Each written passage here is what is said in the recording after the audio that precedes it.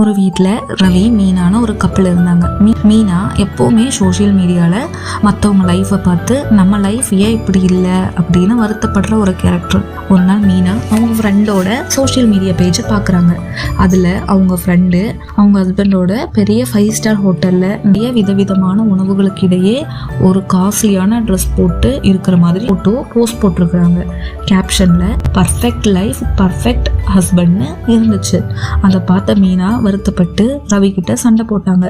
பாருங்க, அவங்கெல்லாம் எவ்வளோ ஹாப்பியாக இருக்கிறாங்க, நீங்கள் மட்டும்தான் எப்போ பார்த்தாலும் வேலை ஆஃபீஸ்னு நம்ம லைஃப்பை ரொம்ப போரிங் ஆக்குறீங்க, உங்களை கல்யாணம் பண்ணி என் வாழ்க்கை வீணாக போச்சு அப்படின்னு ரொம்ப ஹார்ஷாக பேசுகிறாங்க. ரவி எதுவுமே பேசாமல் போயிட்டாரு. அடுத்த வாரம் மீனா யதார்த்தமாக அவங்க ஃப்ரெண்டை ஒரு ஷாப்பிங் மாலில் அப்படின்னு பார்க்குறாங்க.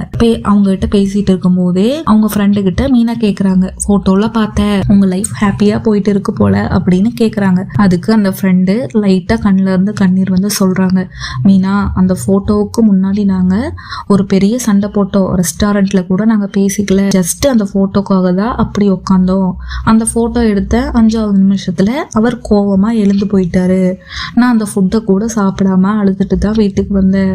சோஷியல் மீடியாவில் பார்க்குற எல்லா லைஃப்பும் உண்மை கிடையாது, நாங்கள் மற்றவங்களுக்காக அப்படி இருக்கிறோம் அப்படின்னு அவங்க ஃப்ரெண்டு மீனா கிட்ட சொன்னாங்க. அதை கேட்டக்கப்புறம் தான் மீனாவுக்கு புரிஞ்சிச்சு, மற்றவங்க வெளியே காமிக்கிறது உண்மையான முகம் கிடையாது அப்படின்னு. இந்த ஃபோட்டோக்காக அவங்க ஹஸ்பண்டை திட்டினதை நினச்சி வருத்தப்பட்டுட்டே வீட்டுக்கு வந்தாங்க.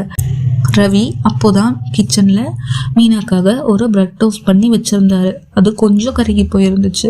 ரவி சொன்னார், சாரி மீனா, கொஞ்சம் கருகிடுச்சு, அடுத்த தடவை நல்லா பண்ணுறேன்னு. மீனா சிரிச்சுட்டே சொன்னாங்க, பரவாயில்லைங்க, நான் உங்களை இத்தனை நாளாக தப்பாக புரிஞ்சுக்கிட்டேன். என் ஃப்ரெண்டோட ஃபோட்டோ காமிச்சு உங்களை நான் அன்னைக்கு அவ்வளோ கஷ்டப்படுத்தினேன்ல, அந்த ஃபேக் ஃபோட்டோவை விட இன்னைக்கு உங்கள் கையால் கிடைக்கிற இந்த ரியல் கருகின பிரெட்டே எனக்கு போதும் அப்படின்னு சொல்லி 2 பேரும் சந்தோஷமாக சாப்பிட்டாங்களாமா. மீனா அன்னைக்கு தான் அவங்களோட தவறை வந்து உணர்ந்தாங்க. உங்ககிட்ட இருக்கிற சின்ன சின்ன சந்தோஷங்களுக்கு மதிப்பு கொடுங்க. உண்மையான அன்பு தான் பெருசு. போஸ்ட் போட்டு தான் காட்டணும்னு அவசியம் கிடையாது. இப்போ இருக்கிற ஜென்ரேஷனுக்கு டிஜிட்டல் கம்பேரிசன் ஒரு பெரிய ஸ்ட்ரெஸ்.